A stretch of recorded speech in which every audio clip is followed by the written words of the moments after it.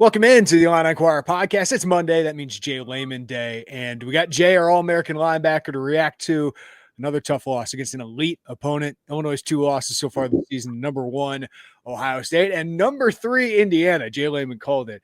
The Indiana would take care of Oregon on the road. So we'll talk about that a little bit later. We'll talk about a huge coaching change in the Big Ten. Probably another coaching change that will happen at some point because it's just getting worse up in Madison. But Jay, great opportunity for Illinois, great crowd, great weather day in Champaign, and Illinois just shot itself in the foot. And it's something you can't do against great teams. So just what was your reaction immediately as Illinois kind of goes down 17-0, 20-0 to Ohio State? Yeah. So a lot of times when you play a great football team, there will be portions of the game where you play equal to them, right? But that's not how they beat you. They beat you in these spans of games that you make compounded mistakes. And the reality is that Illinois must play better in critical situations and with more poise. Again, it felt like they didn't have the poise early on. Couple drop balls on contested balls, Colin Dixon. You saw Luke overthrow Beatty on the deep out that they've run so many times for conversions, right, to Beatty. Of course, you had an early turnover. I know there's questions on PI throughout the game. Was he there early? Was he not? And then you also have false starts on the 1-yard line. I think that was Abney on that. You have the knee on the punt, right? Those are things I know over the last 2 days people have talked about it, but to beat a good football team, you can't do that. I didn't think we got manhandled, right? Like I thought running the ball, at times we ran the ball well. Good to see Aiden Lawfrey back out there. I thought we, for the most part, stopped the run for the most part and tackled better, especially on the back 7. I've always thought our front 4 or 5 tackled well, but I thought the back 7. So you don't feel like you got manhandled, but it just feels like in big games, we haven't played our best. Luke hasn't played his best. Our special teams have not played our best. The receivers have not played their best. I'm talking about the strengths of our team, right? So like to win a game, your A-plus players and position groups and facets of your team have to play great to win a game like that. And your best players, I don't think, played great. And so because they didn't play great, you felt like you could never make up the distance that was made during that first quarter and a half until you kind of woke up. And so there's some positives to take, but it was a missed opportunity. And you feel like Illinois is certainly not, at this time, a top 10 team. No. They're not. They just don't have the athletes, number one, but also number 2, they have not executed in big-time moments. And by that, they should be – I think they should be ranked. That's a whole other topic. But at the end of the day, they're not a top 10 team right now. Yeah, they're a good team. They're not a great team. And for a good team to beat a great team, Jay, you have to play clean. And they just haven't played clean in the 2 games. They absolutely have to. Even against USC, it wasn't clean, but they executed a little bit better than certainly they did early in this game. And they just never put Ohio State on their back foot, right? Like you just never had the moment to like put the crowd on them and to make them feel like they were in trouble. It was just, all of a sudden 10-0 Neil punt. They're in their own territory about ready to score. It was all downhill for them after that. No, pretty brutal. And I would say this, I go back to the way you start that football game, whether it's the 3rd and 8 when it hit Jeremiah Smith on the big dig. Can you get off the field early? I thought it was good. They battled to get a field goal. That felt like a win for this defense to get off the field with just a field goal on that first drive. But you come back with a turnover early, the first pick of Luke Altmaier, and then you give the ball in the 35, and then the down punt, and then the Khalil Valentine fumble. It just felt like once they built up that 2.5 score kind of buffer, it was over. There was really no way to make any kind of gain on that unless you got a turnover.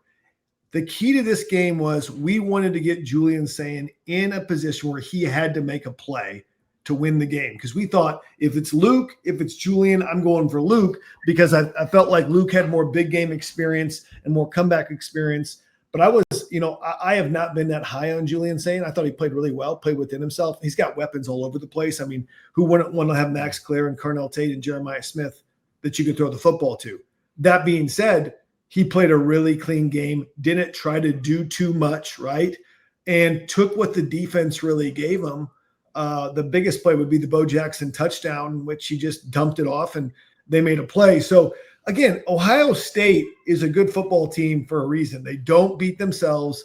They don't make mistakes. I think Matt Patricia is a really good defensive coordinator. He's shown that. So you showed some life late in that game, but it was too much, too little, too late to really overcome.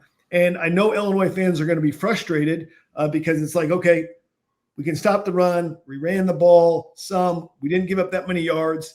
But then those critical mistakes, I think that's what Brett realized in his press conference with some frustration is like, you cannot win games against teams like that. You won't beat Washington like that. Okay. You basically had 4 big turnovers because you had the fumble, the interception, the punt, maybe 3. Okay. 4, I'm just trying to think. Altmaier and fumble. Altmaier on the safety, on the corner blitz, right? But I will say this. I'm encouraged with our ability to protect the passer. Some of those were on Luke. Yeah. Ball's gonna come out.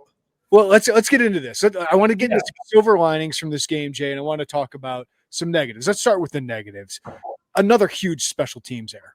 The special teams, they've been great in your wins, a huge factor in your wins, in your losses. The punt block against Indiana, now kneel punt, which was a bad snap by the backup who came in for Lane Hansen, Patrick Mahoney, but the knee just can't hit the ground in that situation. So it can't happen. Like you can't lose in that phase of the game if you're Illinois. It's so funny that we were talking about. I saw a longtime special teams coach. He was back, I think, for Kirk Kittner's induction into the Hall of Fame. We talked, and I had talked to him after the game. I said, "Have you ever seen a college punter? Have you ever seen that happen?" And he's coached special teams in the NFL and whatnot. And he said, "I've never seen that happen," and which is interesting.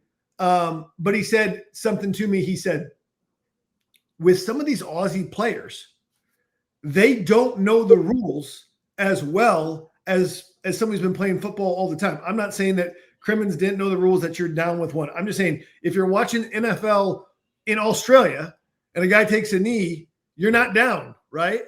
And so it could be, I think Coach Disher, I'm sure, went through it with him, but in the heat of the moment, you have to have repped it so much that you cannot go down on one knee to make that happen. I know it was compounded because Lane Hansen was banged up. Okay, I get it. It wasn't a great snap, but it was a catchable snap to scoop and bend down and take the snap and not go on a knee. So you can't have that mistake. You felt like special teams has been a strength, except in Indiana and except at Ohio State. It's been a detriment. You almost let a big kickoff return pop on you, right? And so these are the things that I think about. I'm like, man, we got to be better in big games on special teams. Alano's been rock solid. I won't talk about it, but just on the punt game. And also the return game's been a little silent lately with him, Beatty. He's and some of it is he didn't catch some of them because they were over his head, went in the end zone. Some of them were fair catches, but we got to get that return game going, especially when you need to get some of those hidden yards that Bielema was great at getting. The other negative, Altmaier just didn't have his A game. No. It might have been his C game, might have been his D game, right? Like, especially in that first half, I didn't think he was particularly accurate on some of those deep passes. He wasn't poised. So the drop by Colin Dixon was a little bit behind him early, right? A little bit behind him. I think Colin would catch that normally. Overshot Beatty, right? Hats off, though. I will say a lot of it was the coverage of Ohio State. Great. They are phenomenal in coverage. Caleb Downs is probably the number one safety in the NFL draft come next year if he goes out. So he's a really, really good football player. They had excellent coverage. But at the same time, Luke had time. And I felt like he wasn't as accurate as he needed to be. There's been moments in games, especially early, I've seen this, against Duke, was not accurate in the first quarter. Missed some balls against Duke. Was not overly accurate against Indiana. Missed Beatty a little bit early in that game. I know he hit Dix on that one play. But need Luke to play better in big games. And and I know people are going to say, hey, tempo, and we're getting into this now. But they tried to do tempo in Indiana. I think that kind of bit them in the butt a little bit, so they got a little bit scared of it. They kind of go back to what they know, keeping USC's offense off the field because they have a potent offense. But is that really the thing to get them back going? I know we're talking about negatives right now. We'll get into that later. But that being said, you felt like Luke, who's I think by far your best player on your football team, didn't play great. You got to have your best player play great. And I would say Luke would say the same thing. Luke would say, I didn't play great. Yeah. The 2 turnovers. One, I mean, Ohio State did what Illinois did in 2022. They were handsy and physical in their man coverage and dared the refs to call it. And then the refs didn't call it that much. So I give credit to Ohio State for doing that because the refs weren't calling it. But Illinois did struggle a little bit with that. But what did you make of the interception? What did you make of the fumble for Luke with 2 turnovers? So I think, first off, the pass interferences didn't lose us the game, Illinois fans. It was the pick ill-timed that could have been an interference for going through the back of Beatty, yes, but I don't think it was a great ball. Bowick definitely could have been. That was a PI. The one on Colin Dixon was probably a PI. They kind of swallowed their whistles on that. Bowick in the end zone, I could go either way on it. On that play, possibly. So those didn't lose us the game. But I would say this, when it came to Luke, he's been really, really good on throwing slants on the RPO game. The pass to Beatty was not a really, really good throw. He needs to be on that upfield number. He wasn't on the upfield number and pulls him away from that defender. He made Beatty sit a little bit, kind of came through, got that. So I put that on. I do put that on Luke. And then the corner blitz, really, they just brought somebody extra that it was probably 3 or 4 seconds to get there. The reason you don't see corner blitzes run that much, it takes forever to get there. And it wasn't like it was into the boundary really tight. They kind of ran it from the field in, and it's like he never checked that part of the field to throw the hot route and completely missed his read. So I completely put that on Luke. Yeah, I did too. I just thought those turnovers, like you say, oh, no one blocked him. No one is supposed to block that guy. There's no one there. It's 4 seconds into the play. You got to get rid of the ball. Right. You got to feel it. You got to see it. So I saw a quote by Tom Moore. Tom Moore was offensive coordinator for the Colts with Peyton Manning for years and a long time offensive coordinator. He said, if you take a sack in the NFL in a drive, you only have a 7% chance of scoring a touchdown.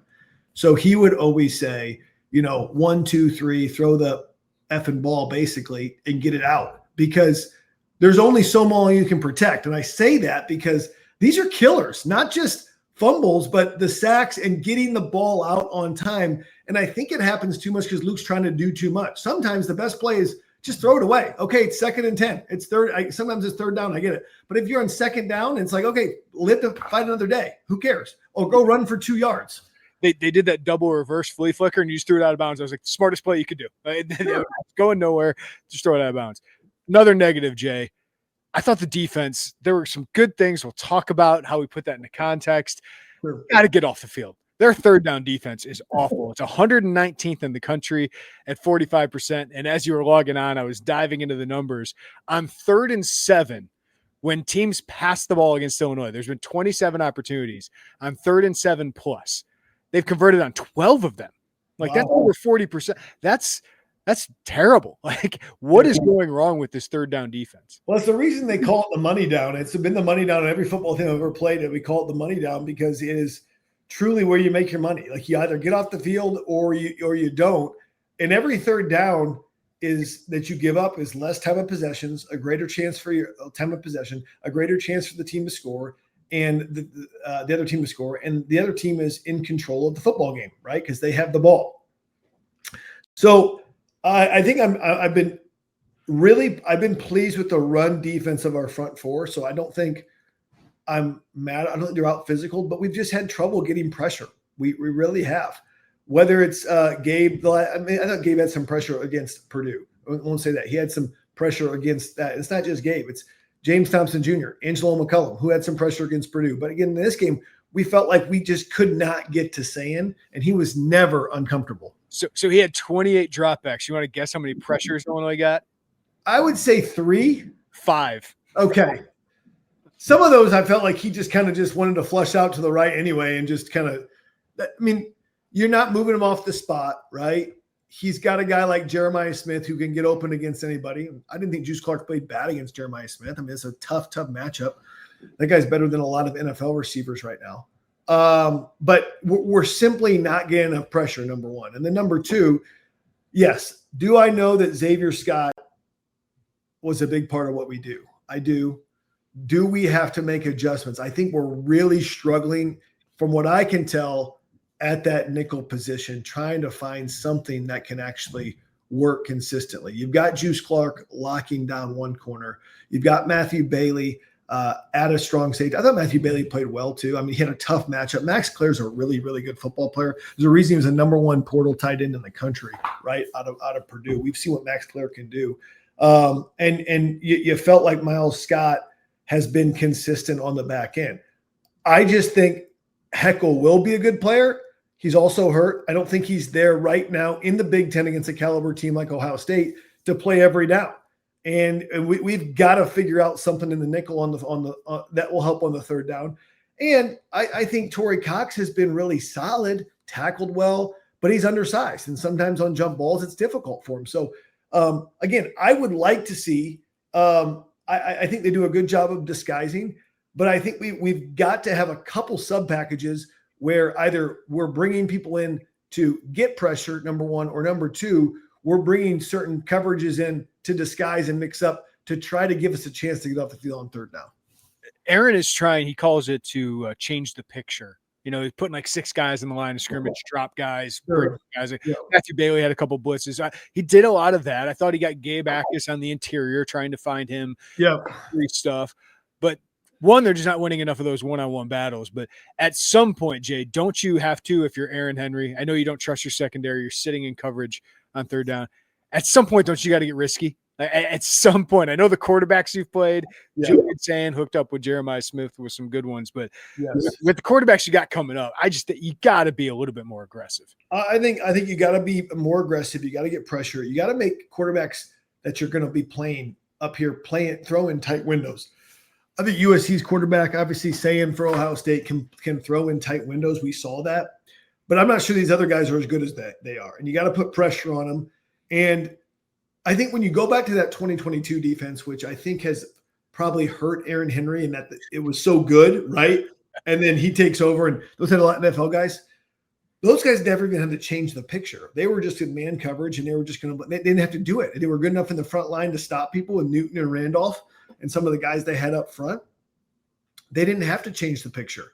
And I think they've had to do more things to make it work. And on the back end – you're trying to change the picture with young guys that maybe not know where to line up in the first place. And there's been multiple times, USC and in this game, sometimes they're not covering the most outside receiver. It's like they're not seeing the field great when especially if you watch the game in person. You can see, sometimes you can't see in the TV copy, guys are not lined up where they're supposed to be lined up when they should be lined up. There's a couple times Ohio State, I think if they had better operation, could have snapped and just thrown it. And they didn't. The 4th and 1. They were scrambling everywhere. They didn't know where to be. Right. It's just I think there's changed the picture, yes, but we got to be able to line up. And I think that's what you got to go back to in this bye week and say, okay, what has worked for us? What has not worked for us? And really hammer it down in these 2 losses. What is the reason that we've really failed in these big games? Because if by chance you do get into the playoff or you get into a marquee bowl game, or you go on the road to play a ranked Washington team, which I do think they'll be ranked after next week. How are we going to actually win and get over the hump? I think that's the conversation they've got to do from a self-scout perspective and get after it. I did have here, the run game didn't really, pop, but they were okay. 20 rushes by the running back, 71 yards. Sure. Aiden Lawfrey had a good day. Obviously, Khalil Valentine, it's hard to blame him for that fumble, Jay. But what did you see in the run game? Because obviously Ohio State's really good at stopping that. Yeah, actually, I was for the most part, I knew that Kreutz was banged up, number one. So I think that hurt in some of the short yardage. But what I like for the most part is that I didn't feel like we didn't make a new line of scrimmage, but we also didn't let them make a new line of scrimmage, meaning that we didn't get totally dominated like we did against Indiana, where they were making new lines of scrimmage left and right. And I think that allowed Aiden Lawfrey to get outside, break a tackle or two. It does feel like Illinois is the king of 5 to 12-yard runs, and we don't really break a ton of big runs that could get us 30, 40 yards down the field. And I think that's hurting them offensively. Part of that is you've got some banged up tailbacks.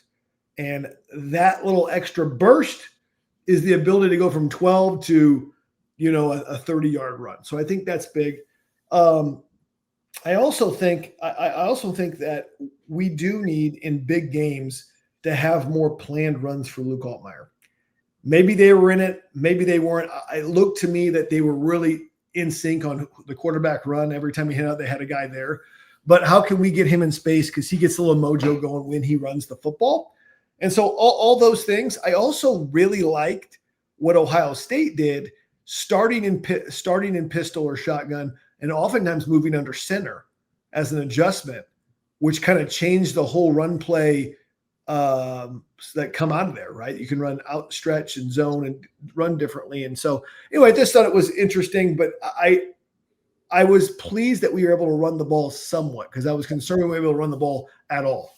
Yeah, Josh Krutz got overmatched at times against Caden McDonald and clearly was banged up. But, people talk about, do you have to make a change there? I don't know if TJ McMillan's going to be much bigger, stronger there. And, Josh just got them in good protection. I know people have brought that up. I just wanted to bring that up. I would just say I think he's going to be a different player in 2 weeks, Josh Krutz. I really do, because I think, he had an injury that was, supposedly from Brett. You never know the whole story because Brett's trying to protect his players, but he said, he came out and said that it's 2 to 4 week injury, right? And he basically said he was close against Purdue. He probably wasn't that close, right? Because he had to run TJ McMillan in there. And so he's not trying to give anything away, but I think if you have a 2 to 4 week injury, that sounds kind of like a high ankle sprain or something in it. And that is a tough injury to come back from. But I think having another week or two off for a guy like him, lineman's one of the positions you could probably play through that, because you don't have, it's more strength than it is speed. And so I think he'll be a different player. I think you ride with Krutz probably to the end of the year. I'm not sure at the right guard position if you do that, if McMillan could play right guard, or if Hansen does that, or if Henderson battles there. That's probably been your weak spot when it comes to that guard and right guard and center. The other guy I consider there is Desmond Schuster. I wonder Schuster, yeah, in there too. It just gives you some size. They need some size on that interior. I love covering football games. I love going to Memorial Stadium on a beautiful fall Saturday, just like last week against Ohio State. But I got to tell you, one of my favorite reasons going up to that press box is they have Columbia Street Roastery coffee there, and they have specifically my favorite, their Nitro Brew. I have about 2 or 3 of those a game, gets me all jacked up for it, but it's some of the most delicious coffee, smooth flavor, great finish, put a little cream in there. It's one of my favorite things about going to cover an Illinois football game.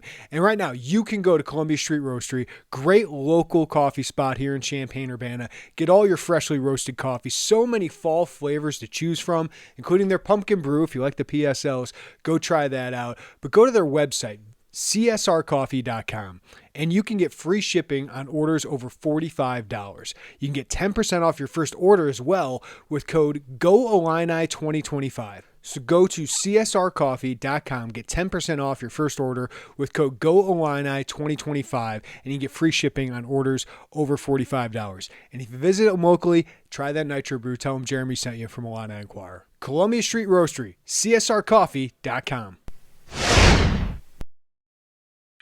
Silver linings, Jay. The defense, I know the short fields had something to do with this, but you allowed through 3 quarters, right? I know Ohio State kind of called off the dogs. Through 3 quarters, you allowed 3.3 yards per rush, 4.3 yards per play during this entire game. No one play of 20-plus yards, the pass to Max Clare. That's a nice performance, a sound performance. They tackled. They were competitive, at least, right? Yeah, they made Ohio State work and didn't let anything over the top. Jeremiah Smith and Carnell Tate have torched people deep. They have. You look at the big plays that they have the ability to do, and for them to hold them to that, I know they're on short fields and condensed fields. We still are struggling with some of our short to mid-range defense, right? Which is our 5 to 15-yard defense. It seems like everybody's getting the 10-yard, 12-yard out on 3rd and 8 against us, right? It just seems like that's the play that people hit on us. It also seems like Max Clare got open for that big one against Matthew Bailey, but we've had trouble on some of the tight end stuff as well. So those are things we need to get better on. But overall, I thought we tackled better. I thought we were in more position, especially in the run game. I felt like we were in position better. And we're just so thin at corner. I mean, it looks like Caleb Patterson's not really getting that many reps now. It looks like it's just Cox and Jaheim Clark. And so you wonder, are they getting worn out through the game? I don't know, but I thought they did a good job. And I thought Rosiak as well and Malachi Hood played pretty well in as far as stopping the run. Hayden comes up, gives you a little boost. Kreutz, I know, came in for Rosiak briefly. But overall, the defense wasn't the reason you lost that game. Right. Offensive line, I thought they protected Luke Altmaier incredibly well. I think PFF credited him for just 1 sack in this game. Only 8 pressures allowed by the offensive line. Arvell Reese had the one that was unbelievable. But I do feel like there's a little momentum picking up for this offensive line, Jay. Well, we saw this last year. We saw them in the back end really start to play well. And I think that is going to be the key. And maybe they're not the mauling offensive line we're going to run for 250 a game. But again, as we move forward, how do we highlight our best players? So if I'm Illinois, who are my best players? Again, think players over plays. I got to put the ball in Luke Altmaier's hands. I got to get to Hank Beatty. Colin Dixon's got to get touches. Bowick's got to get 2 or 3 touches. Hudson Clement's playing well. Cole Rusk played well, right? And so offensive line-wise, I might be more stronger in the pass protection. I might be 60-40 run pass to run. Maybe 65 pass to run. Maybe I run more 11 personnel with Cole Rusk in there. Cole Rusk, Hudson Clement, Beatty, Dixon, and a back of your choice. You give up some run stuff, but maybe you get numbers in the box and you hope your running back can beat them and you hope that your lineman then can block up front. But I think the line has done a tremendous job on the pass blocking front lately. And I don't think they've been bad at the run. Overall, other than Kreutz, you feel like they're pretty healthy, at least from what we know. And I think you look at these teams down the road, the line of scrimmage is where Illinois should have an advantage. Washington's decent, I should say, but Illinois should have the advantage. You didn't know if they had the advantage against that athletic D-line from USC. You didn't know. You certainly thought against Ohio State, which has one of the better fronts in the country, even though they lost a bunch of people, that they probably didn't have the advantage. But you should have the advantage. And if you can do that and give Luke Altmaier time, you've got guys you can throw the football to. Jay, I think I need to cut the 12 personnel, 13 personnel going on with Illinois. It's just, you mentioned it. Cole Rusk, man, some of it was in the fourth quarter, a little bit of garbage time, but you just see those flashes of what they lack at that position, what they have lacked at that position, the ability to win one-on-one battles. And the receivers are a strength. Hudson Clement played pretty well, had the one drop. Colin Dixon and Hank Beatty, we know, are really, really good. Your 11 personnel is your strength, right? And if it's 12 personnel, I want Rusk on the field because I don't know if the other guys are good enough blockers at this point to keep him off the field. Well, if we look at the history of Brett Bielema, Wisconsin, when we played, always had great tight ends, and they used them in the passing game. Travis Beckham being one of them as well. Was it Travis Beckham? Yeah, I think so. Yeah. And Hunter Henry was a tight end at Arkansas, coached by Lunny and whatnot, still in the NFL. And so he wants to use the tight end. Tip Lyman is in the NFL, right? This is part of the tight end wars they had in the recruiting battles. I know they didn't necessarily get the guys that maybe they were targeting. I think they got a kid out of Downers Grove. Maybe you could probably know the name, but Vala or something like that.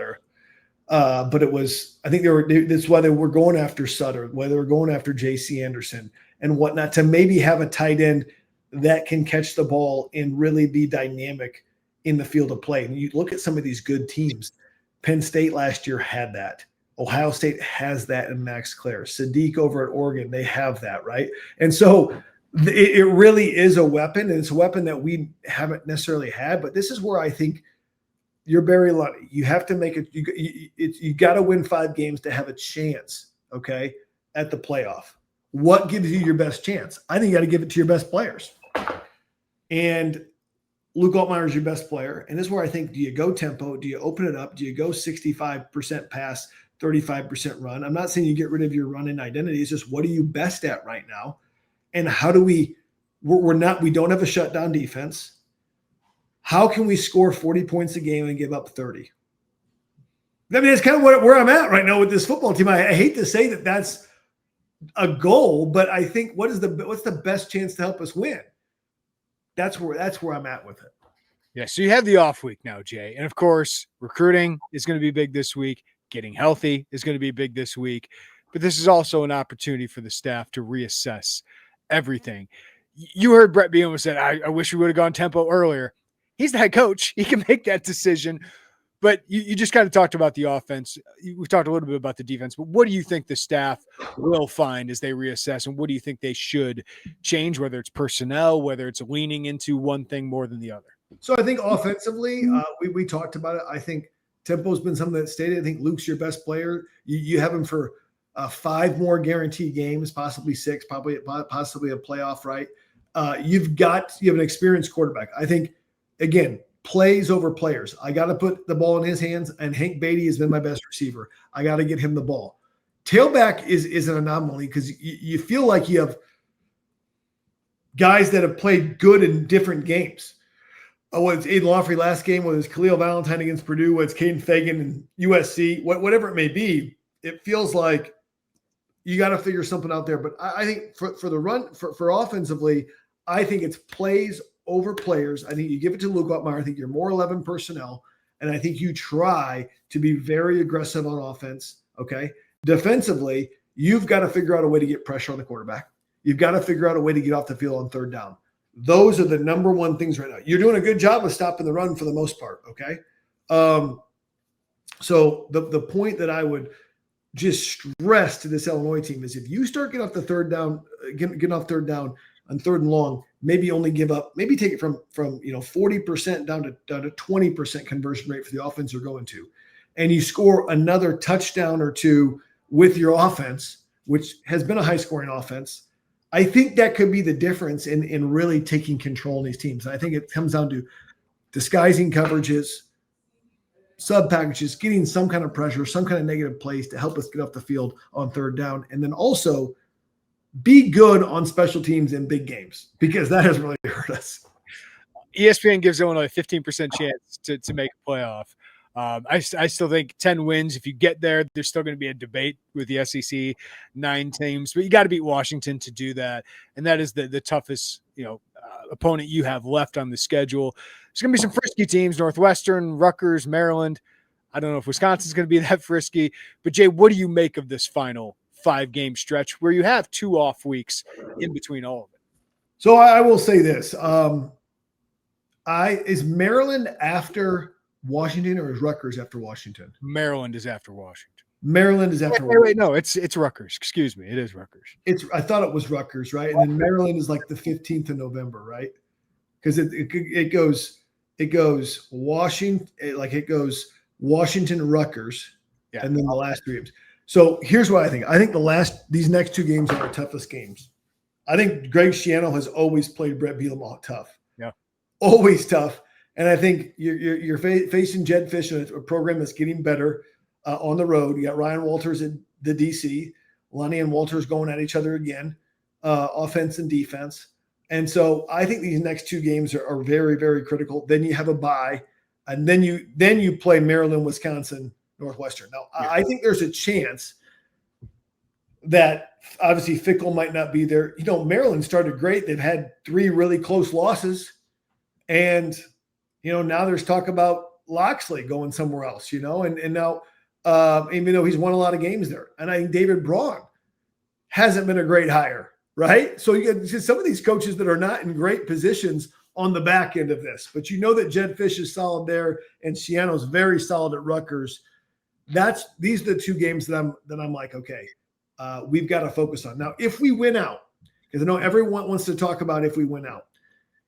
Key game, and I don't know which way I'd go on this, but does Notre Dame play USC this week, or I can't remember? USC goes to Notre Dame. So is it better that USC loses, and so then we're both and then wins out, and then we're both 10-2, and we have the tiebreaker on them, or is it better that they win and Notre Dame's out of the picture for good?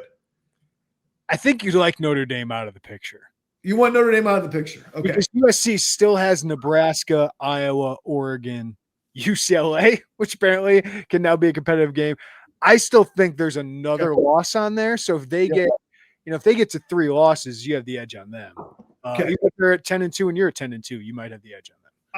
You have the head. It'd be hard for somebody to put when you have the head-to-head on somebody, I think, over. But USC is program X and Illinois is program W or something, right? I mean, so I would root for Notre Dame to lose that game. Okay, so Notre Dame. So here's what I would say. You know Penn State, who you thought was going to playoff team, is not going to be in the playoffs. Okay, that's a whole other topic that we'll get to. You got to think that right now it's going to be Indiana, Ohio State in the Big Ten championship. You're going to have Ohio State knocking off Michigan, we think, in game 12 of the season. They'll be out of the playoff contention because will have 3 losses. Oregon probably wins out. If they win out, you are going to have USC probably out as well. Probably, maybe not, but they're 10-2. And let's say it's 3 teams are in and you're looking for a 4th team in the Big Ten. You need Nebraska to lose some games. I don't know if they're going to have any good wins, Jay, but you need them to lose some games too because they have a path to like 11 if they win out, but they still got USC, Iowa. So I think the Iowa game is always tough for them, number one. Okay. But here's what I would say. So then you're left with basically USC, Illinois, Nebraska, right? After the top 3 of Oregon. And there's a chance if Notre Dame's out that the Big Ten could get 5. I think they get 4 because I think the SEC just makes too much noise for them not to get 4 or 5 in. You've also got you've also got the Big 12, and do they still get an automatic bid if you win the conference? I don't even know the rules anymore. Yeah. Okay, so you still get an automatic bid in the ACC. So anyway, it's an interesting thing. I think you're never going to be lower than you are right now if you win out, right? So we're only going to continue to gain momentum. And you can make an argument that, hey, 4 of the last 5 losses in the last year have been to top 10 teams. Yeah. The other part about USC Notre Dame is if USC ends the season well, and they're 10-2 and a top 15 team, that looks like a great win. And I already think it is a great win. But if they continue to win, that helps. Clear, you still have to win out just to have the chance. And I think that's going to be difficult, Jay. It's just, is this team, are they going to play clean for 5 games? Because they still need to play clean mostly to beat these teams, especially Washington. That's going to be a tough game. And some of these other teams can capitalize on a bad game by Illinois. Yeah, if you had to really make me say, and I was not a biased Illini fan, I would probably say they split Washington Rutgers. And they probably win out their final 3 to be 9-3, which is a good year, right? I mean, you can't be mad about that, but they could be better than that. They could be in the playoff. I think what's tough is that I was talking to a coach this weekend, and he said, when you have a veteran quarterback and you feel like you're good up front on both sides of the ball, those are the years you have to make it happen. And so you feel like, okay, we are getting better recruits. We've done good at retaining people. But if we don't do the 5 for 5, a lot of guys are gone next year. And so you feel like you have this window of time to make it happen. And I got confidence in Brett, but he's got some work cut out with him for Washington. I'm confident they get to 8. I think they're going to get to 9. I don't know if they get to 10. I just think that's going to be really difficult. That's how I feel about the team right now because I think it's a good team. I don't think it's a great team. Well, it's kind of like the last stretch they had of games last year where you knew they had Minnesota on there that can beat you, and they lost to them, right? But any of these teams, Northwestern has beat us many times when we're supposed to beat them. Right. Maryland has an offense that can score 45 points a game. They haven't finished games great, but they have the ability to beat people. Rutgers didn't get in a shootout. They can't defend anybody, but they're going to get into a shootout. Which is crazy because usually it's like the opposite of like ball control and different things. I just know that Shiano's always played Illinois tough, And they probably got something out for us after the way they lost the game last year, to be honest. I mean, that was a brutal loss, a bad beat. Fall always feels like a reset. Between back to school, busier routines, and shorter days, finding time to cook can be tough. That's why I love Factor. Their chef-prepared, dietitian-approved meals make it easy to stay on track and enjoy something comforting and delicious no matter how hectic the season gets.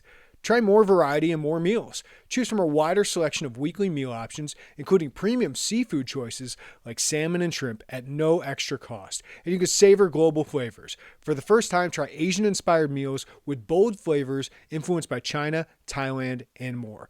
For more choices to better nutrition, that's why 97% of Factor's customers say that Factor helped them live a healthier life. Feel the difference no matter your routine. Between covering the Illini around the country, following my kids around at 6 and 9 years old, Factor makes our lives easier. You just put it in the microwave for a few minutes and you get a delicious, nutritious meal. You can too. Eat smart at factormeals.com/Illini50off and use code Illini50off to get 50% off your first box, plus free breakfast for 1 year. That's code Illini50off at factormeals.com for 50% off your first box, plus free breakfast for 1 year.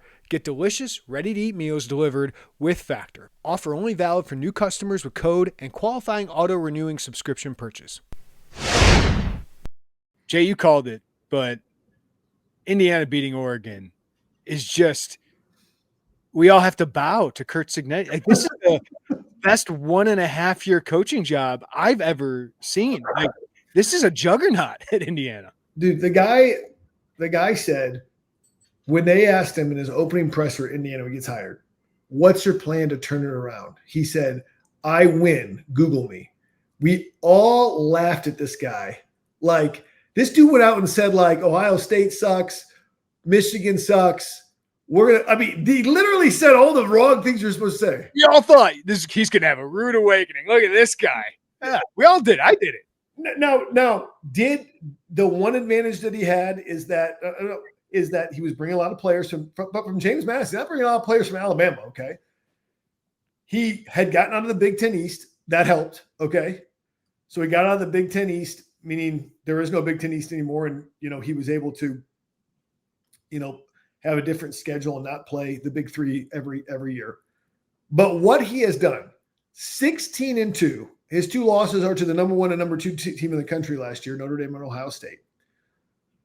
And I think what I love what he says and what I've heard is, and I've heard him say it, we don't run the score up on people. We just play the exact same way regardless of the score. And you can see that with his football team. We can talk about Surratt, who I think is an All-American.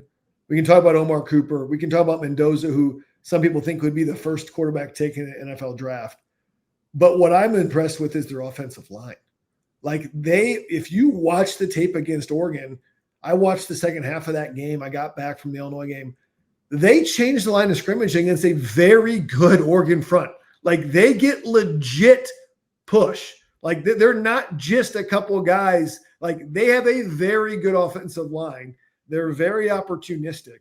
And this is a top 5 team. Do I know if they're going to beat Ohio State in the Big Ten championship? No, I don't. But I will say this. They belong in the college football playoff for sure. And Curt Cignetti, I know there's a buyout. I know Indiana's going to keep him there. But he could be the first $15 million coach a year out there if somebody is hungry enough to get him. Yeah.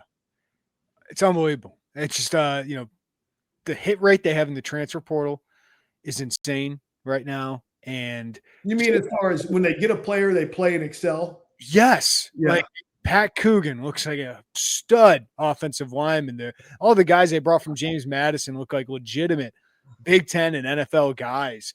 Right. Pons and Fisher and Kamara and Fernando Mendoza just got better and better. And right. They've turned Omar Cooper. I think he's a stud. Their safety Moore's a good player. Lions or somebody, the other backer's a decent player. They had some guys you didn't know about at D tackle with Landino and Tyreek Tucker, and they played really well. So they've Roman Hemby's played well. Laron Black's played well. They just have a couple guys, and they've stayed healthy. So it's been so interesting to see. This is Indiana. This is like a story we've never actually, in my lifetime, we've never seen happen, a turnaround of a football program that quickly. Good for them. They've invested too. And I think they're going to continue to pay him. And I think they will pay him whatever the heck he wants because he is worth it. Penn State paying almost $50 million to get rid of James Franklin. I still can't believe how quickly this dissipated from number 2 in the country in the preseason polls, Jay, to fired after week 6. Understandably, this just completely imploded the last 3 weeks. What'd you make of that, and where do they go from here? I saw a meme yesterday, nobody's fallen harder in 15 days. Like 15 days ago, you were up against the top team in overtime by a touchdown at the whiteout game, against Oregon. And 15 days later, you are fired in what can be said the fastest fall I've ever seen. So here's what I would say. Number one, the expectations have risen quite a bit. When he took over that program in 2014, and at that time I was working with the Big Ten Network quite a bit, and that was a program that was still relatively on the rebuild. O'Brien wanted to get out. In my opinion, Bill O'Brien wanted 2 years and wanted to get out in the NFL. It was a tough rebuild with the Sandusky and the Paterno and everything that had fallen apart there. He built them back up into a 10-win team a year. Won that Big Ten championship in 2016. And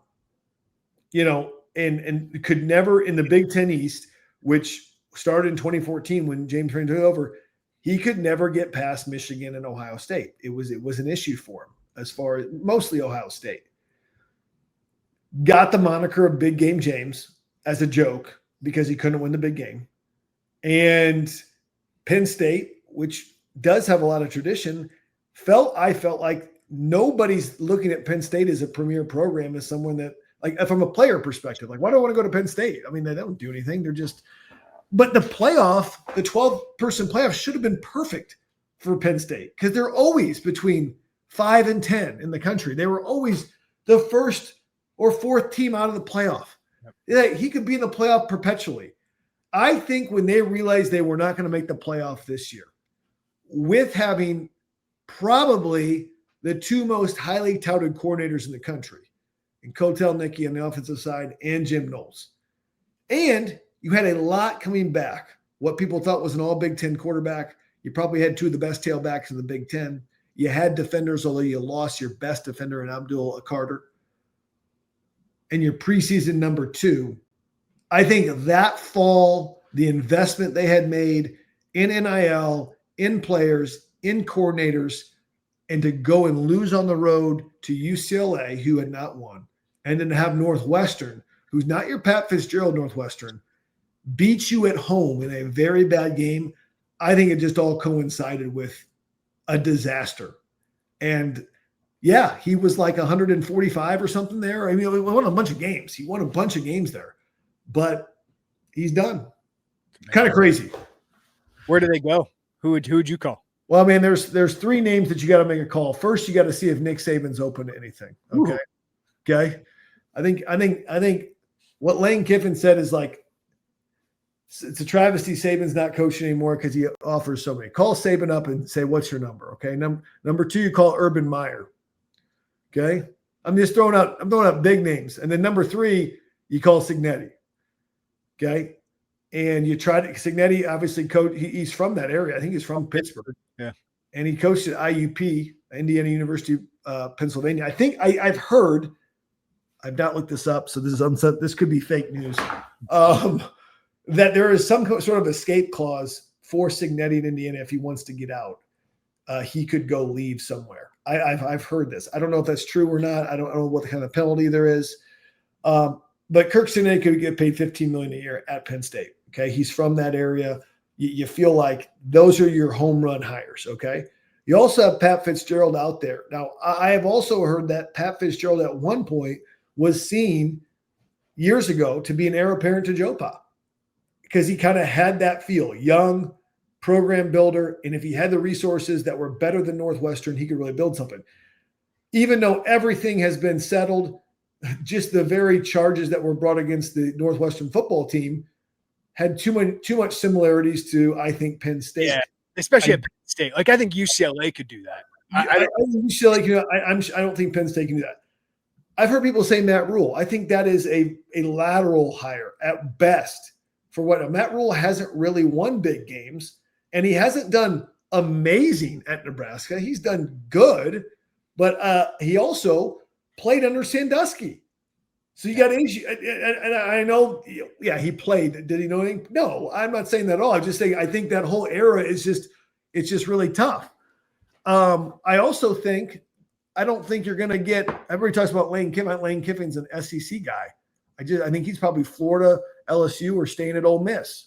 Okay, I got my guy. It's Okay. my guy for every big Midwest job at this point because I think this guy's taking the program he's at as far as it can go. But this is the type of job. It's Matt Campbell. I just think he'd be so good there culturally. I think the recruiting part, I think he'd have to up his game. So he needs some help there, but because he hasn't fished in those waters that much. But I just think how young he is still, how much success he's had. I just like to see him with the resources of a Big Ten program like Penn State. And I think he'd be a good fit there. So I get it. I would go after Cignetti. I would see if I could do it. I'd rather have Campbell than Rule, in my opinion.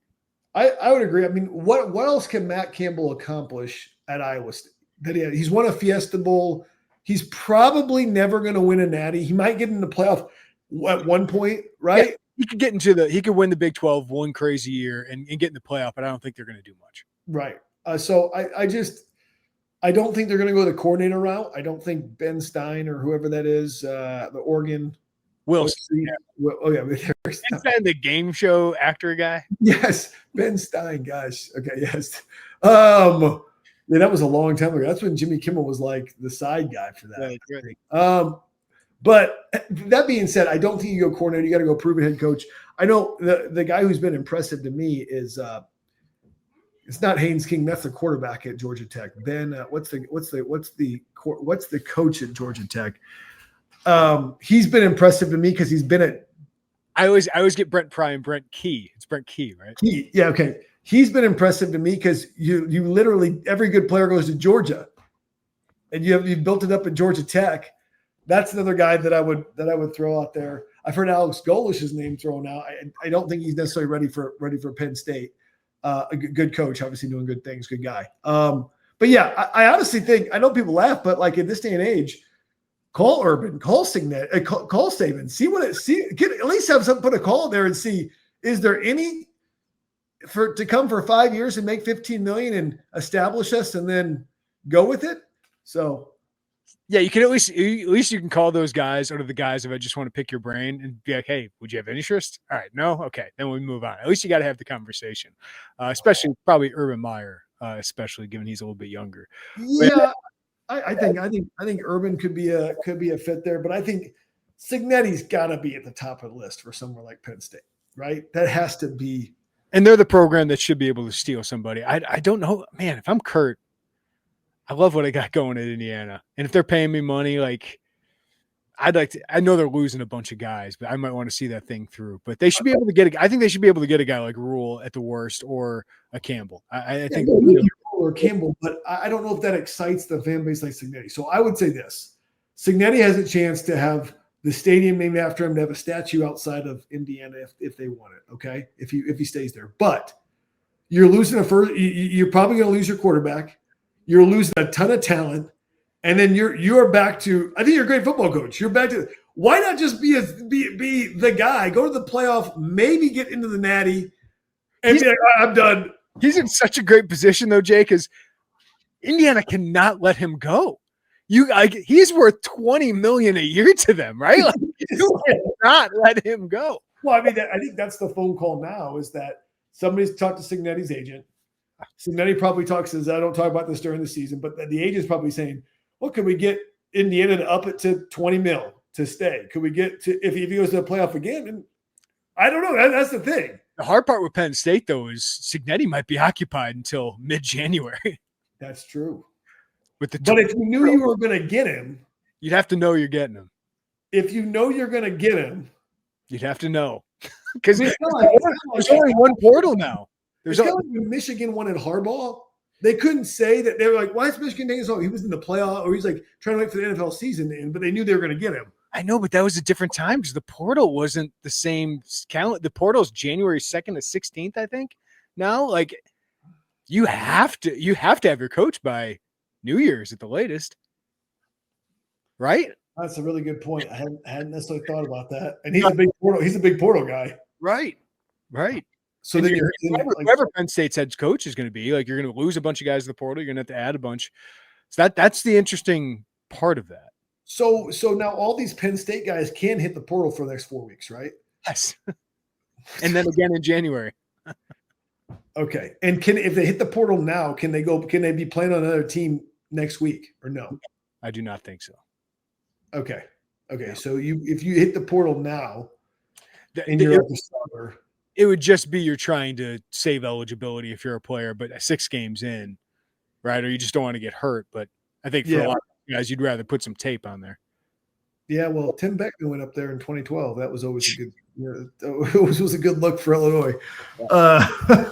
Well, I think Wisconsin could be next, but we can bring that up another week. We're talking a lot here, but I'll tell you what, I am shocked that Luke Fickell's not had more success there. I thought he was one of the great hires coming out of Cincinnati, had so much time at Ohio State under really good football coaches, under Jim Kessel, under Urban Meyer, had great coaches, took Cincinnati to the playoff when it wasn't in a Power 5 conference, I think they were in the American at that time. Yeah.